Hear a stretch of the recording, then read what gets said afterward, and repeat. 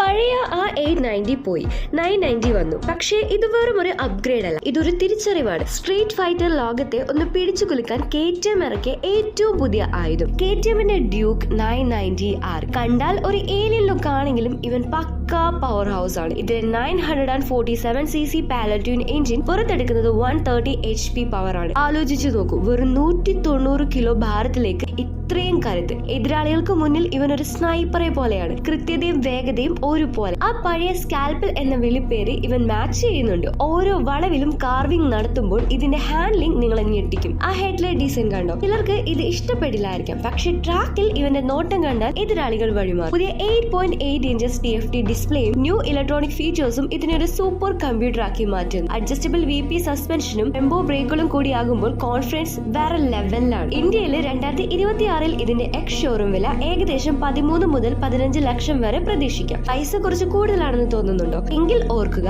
ഒരു സൂപ്പർ ബൈക്കിന്റെ പെർഫോമൻസും ഒരു നേക്കഡ് ബൈക്കിന്റെ അഗ്രഷനും വേണമെങ്കിൽ ഡ്യൂക്ക് 990R കഴിഞ്ഞേ ഉള്ളു ബാക്കി എന്തും. റെഡി ടു റേസ് എന്ന വാക്കിന് പുതിയ അർത്ഥം നൽകാൻ ഇവൻ ദാ എത്തിക്കഴിഞ്ഞു. So are you ready for the ultimate Duke?